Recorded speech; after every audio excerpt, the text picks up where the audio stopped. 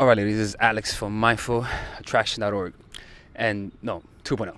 And today we're going to talk about 3 mentalities to improve relationships with men. And this one is about it's pretty much how to develop the mentality that will enable you to attract better relationships. Now, mind you, the reason why mentality is important is because it's your mind that changes perception, and it's your perception that changes your reaction to events. And those reactions, it's what creates your personality. It's what you remember and how you begin to see yourself as. You see? So one of the things is that by simply changing your mentality and changing the way you perceive things, it's going to automatically change the way you behave, which will inevitably change the kind of results you have. And a lot of the times it's not even something complicated, but more of just a simple shift. A lot of people's vision for relationships, it's a relationship where how can I say this? A relationship where they're happy, but they're not specific enough to find out what are you feeling there. You see, because a lot of the times, if you just want a specific kind of relationship, you're gonna get it, but it may be superficial to the point that you weren't proactively enough to write out in detail how you want to feel. Because when you have that specific long-term vision for a relationship, what's going to happen is that you're going to avoid a lot of those relationships that are toxic to you.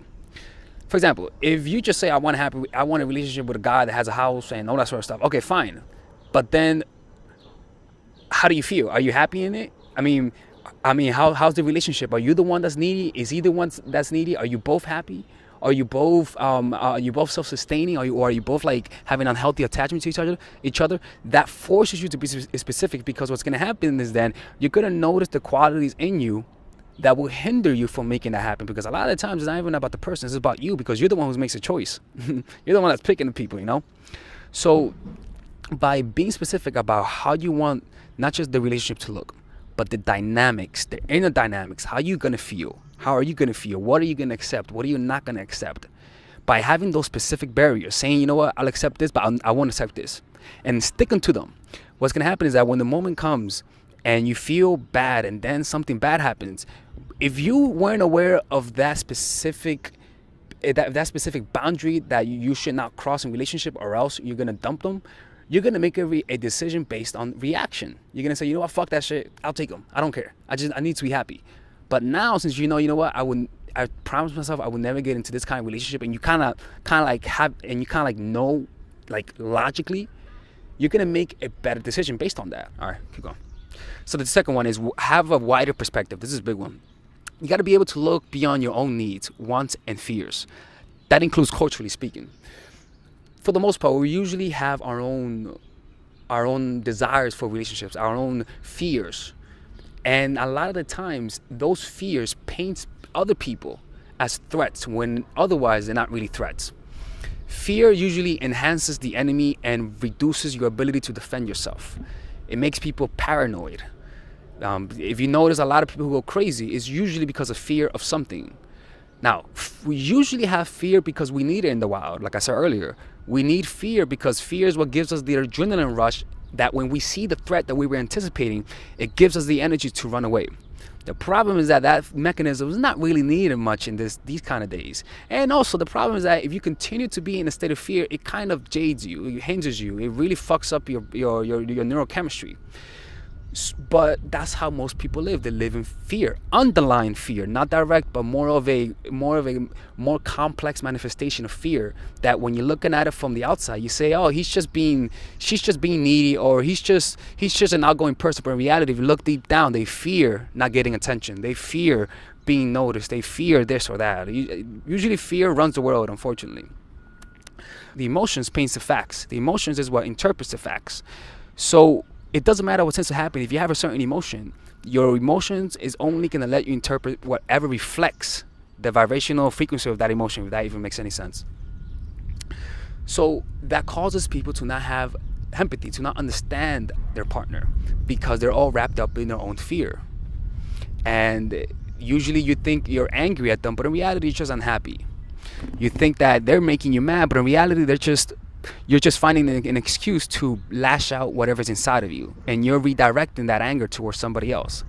Now, that's funny how the brain works, is that the brain will convince you that you're happy, but the reason why you're unhappy is because of the other person. But in reality, everything that's being created is being self-created, because everything's going on inside of you. Oh, this whole thing you call a reality is going on inside of you. So you are self-generating everything. That the problem is that your system is fucked up.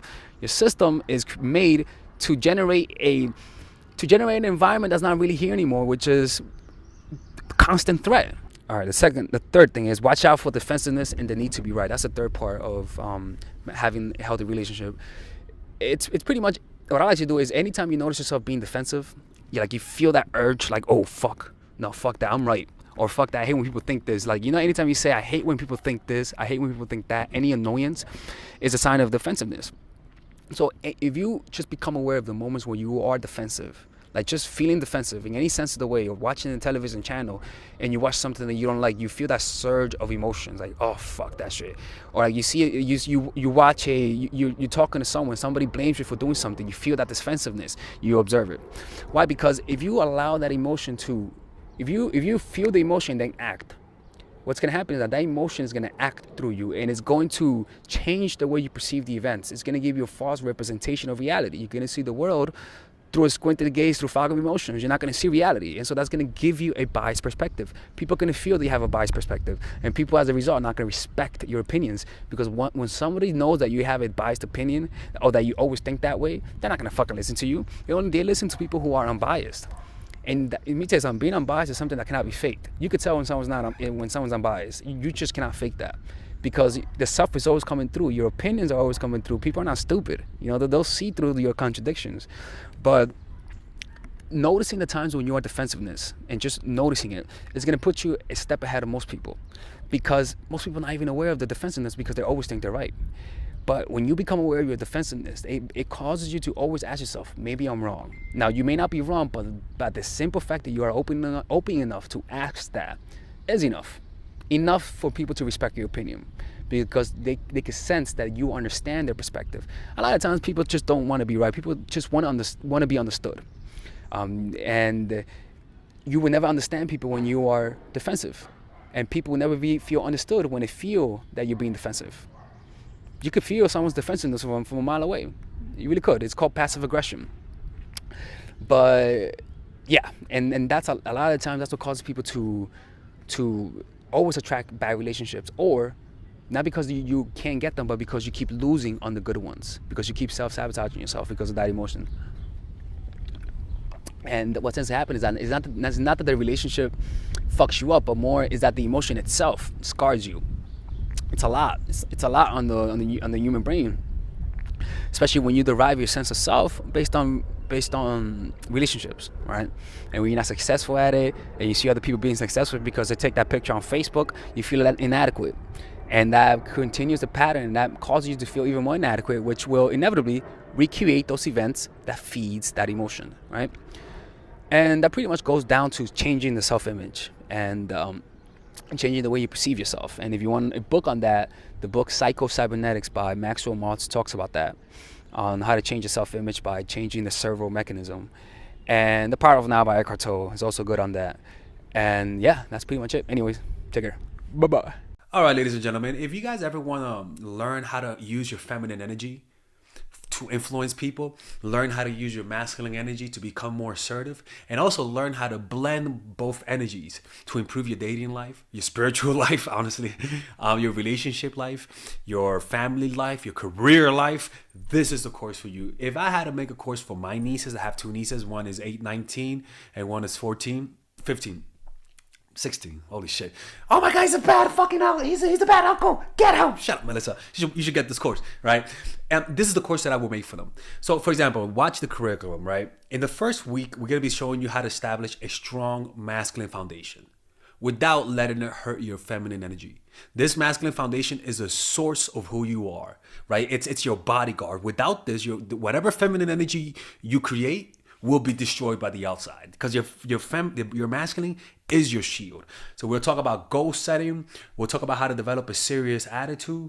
We're gonna be talking about how to use more logic, how to use more goal-oriented behavior. It's more how to be a man, Now the next one is how to embrace the feminine energy, right?